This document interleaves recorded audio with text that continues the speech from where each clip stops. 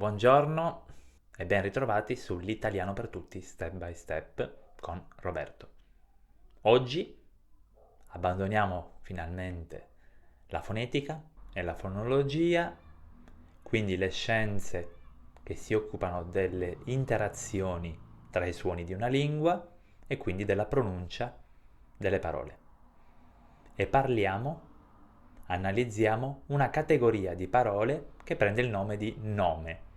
Con nome o sostantivo intendiamo una parte variabile del discorso, della frase, che ci permette di identificare cose, persone, animali, idee, sentimenti e molto altro.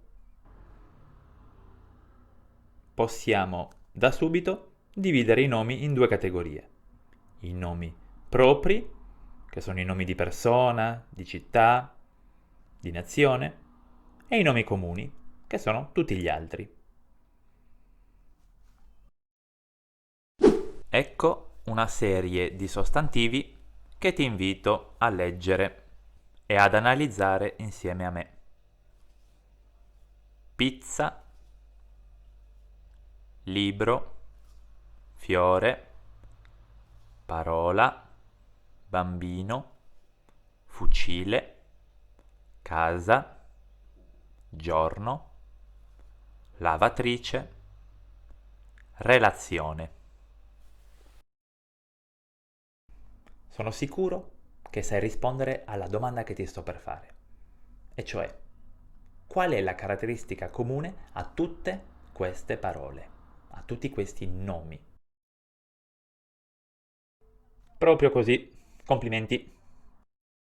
In tutti questi nomi, l'ultima lettera è una vocale. Quasi tutti i nomi della lingua italiana, infatti, terminano con una vocale. A, E, I, O, U. Non è una cosa di poco conto. La vocale finale, infatti, ci permette di determinare il genere e il numero del nome. In italiano abbiamo due generi: maschile, che abbreviamo con M, e femminile, che abbreviamo con la lettera F.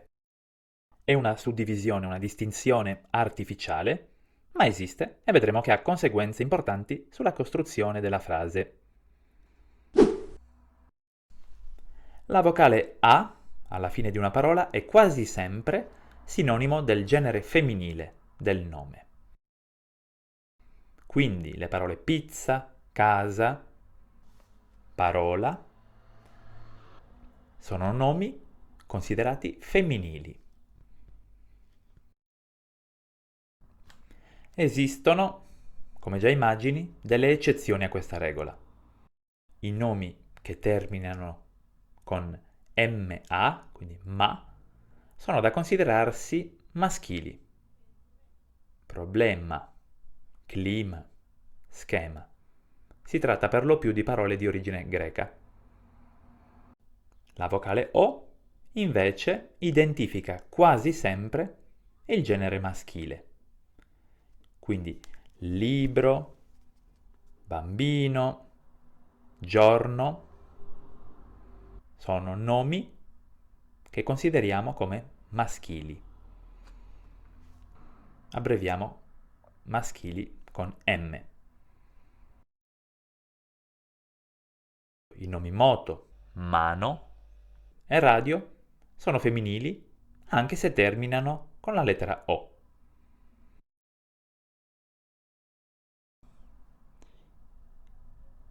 I nomi con terminazione E, invece, sono considerati a volte maschili, a volte femminili. Sono generalmente maschili i nomi terminanti in ale, ile, ere, ore. Sono femminili i nomi terminanti in ione, ie, ice, ite. Quindi sono maschili fiore, e fucile sono dunque femminili, lavatrice e relazione. È maschile anche la maggior parte dei nomi di origine straniera.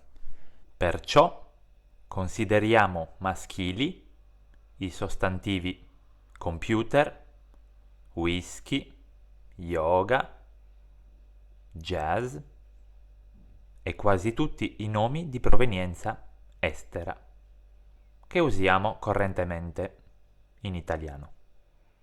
Un'eccezione importante è email di genere femminile.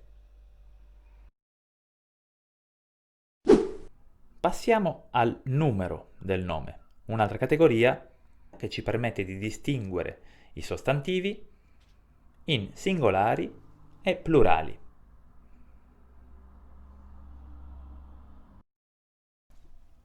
I nomi che terminano con la lettera O, che ti ricordo appartengono quasi sempre al genere maschile, sono quasi sempre di numero singolare. Consideriamo dunque singolari i nomi libro, bambino e giorno. Abbreviamo singolare con la lettera S. Quelli terminanti in A, che appartengono, te lo ricordo, al genere femminile, per la maggior parte, sono quasi sempre singolari. Quindi sono nomi singolari: pizza, parola, casa. I nomi terminanti in E possono essere singolari o plurali.